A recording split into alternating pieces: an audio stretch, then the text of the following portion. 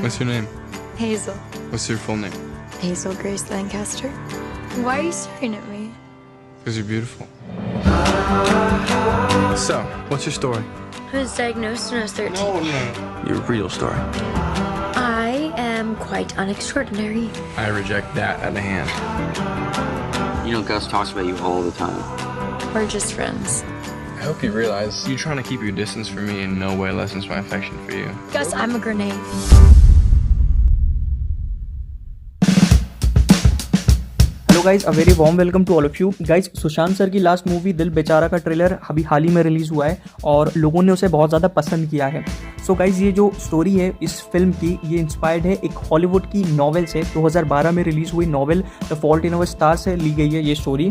इस नॉवेल पे पहले भी एक हॉलीवुड मूवी बन चुकी है 2014 में, और वो बहुत ज़्यादा कमर्शियली सक्सेसफुल मूवी थी और क्रिटिक्स ने भी उसको बहुत ज़्यादा पसंद किया था। तो गाइज, ये पूरी स्टोरी बेस्ड है एक 16 साल की लड़की के ऊपर जिसका नाम होता है हेज़ल। इस लड़की को थायराइड कैंसर होता है और उस कैंसर की वजह से उसे ब्रीदिंग प्रॉब्लम्स रहती हैं, एंड दैट इज़ वाई वो जहाँ पे भी जाती है उसे ऑक्सीजन सिलेंडर कैरी करके जाना पड़ता है, बिकॉज ब्रीदिंग प्रॉब्लम उसको रहती है, उसको कॉन्टीन्यूस ऑक्सीजन की सप्लाई चाहिए होती है।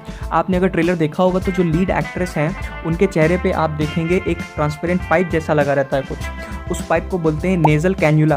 उसके वजह से उन्हें ब्रीदिंग में आसानी होती है, ऑक्सीजन की सप्लाई होती है उससे। और इस कहानी का जो लीड एक्टर है उसका नाम रहता है अगस्टस। ये दोनों मिलते हैं एक कैंसर पेशेंट सपोर्ट ग्रुप में। वहाँ पे ये दोनों मिलते हैं पहली बार और एक दूसरे को अपनी कहानी बताते हैं। अगस्टस हेज़ल को बताता है कि उसे पास्ट में बोन कैंसर था।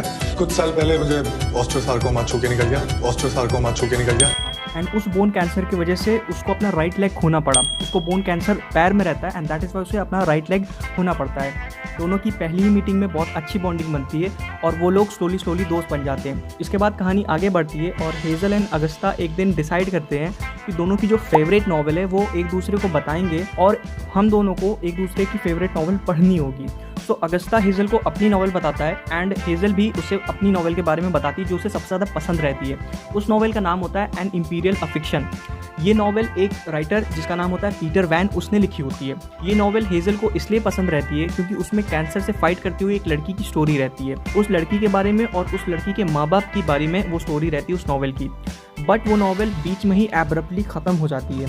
उस नॉवल की एंडिंग प्रॉपर नहीं रहती है। तो हेज़ल ये जानना चाहती है कि क्या होता है उस लड़की के साथ एंड में, और अगर एंड में वो लड़की मर जाती है तो उसके पेरेंट्स क्या सर्वाइव करते हैं, क्या उसकी डेथ के सदमे को वो बर्दाश्त कर पाते हैं। बिकॉज उसके दिमाग में ये रहता है कि मेरे को भी कैंसर है और जब मेरी डेथ होगी कैंसर से तो क्या मेरे पेरेंट्स सर्वाइव कर पाएंगे, क्या मेरे पेरेंट्स मेरी डेथ को बर्दाश्त कर पाएंगे। सो इसी वजह से हेज़ल उस ऑथर से मिलना चाहती है और वो ऑथर पीटर वैन, उसका कुछ पता नहीं रहता है। नॉवेल लिखने के बाद एम्स्टर्डम चला जाता है और वहाँ कोई उसको जानता नहीं है कि कहाँ रहता है। सो अगस्टस को जब ये बात पता चलती है तो वो समझ जाता है कि हेज़ल की लास्ट विश यही है कि वो उस ऑथर से मिल सके और ये जान सके कि क्या उसकी डेथ के बाद उसके पेरेंट्स उसकी मौत का सदमा बर्दाश्त कर पाएंगे, क्या उसके पेरेंट्स सर्वाइव कर पाएंगे उसकी डेथ के दुख को। फिर इसी विश को पूरा करने के लिए अगस्टस हेज़ल को एम्स्टर्डम लेके जाता है और वहाँ पे उस ऑथर से मिलवाता है। फिर वो किस तरीके से वो लोग मिलते हैं ऑथर से और वहाँ पे क्या होता है, ये बेटर होगा कि आप फिल्म में ही देखें, बिकॉज अगर आप अभी देख लोगे तो आपकी स्टोरी ख़राब हो जाएगी। तो इट इज़ बेटर कि you watch it in the movie and I hope कि ये मूवी इस साल की सबसे अच्छी मूवी बने। सुशांत सर को हम सब लोग मिस कर रहे हैं।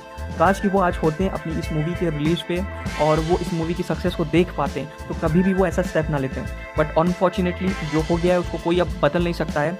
तो वी होप कि ये मूवी अच्छी चले और इस मूवी से लोगों को इंस्पिरेशन मिले। बेसिकली ये मूवी भी आपको किसी ना किसी वे में एक सीख देती है कि लाइफ में कितनी भी प्रॉब्लम्स हो, बीमारी हो, डिजीज़ हो, कैंसर हो, बट हमें किसी ना किसी तरीके से उससे लड़ना आना चाहिए, उससे लड़ना सीखना चाहिए। सो गाइज, यही कुछ था मेरे पास कहने को।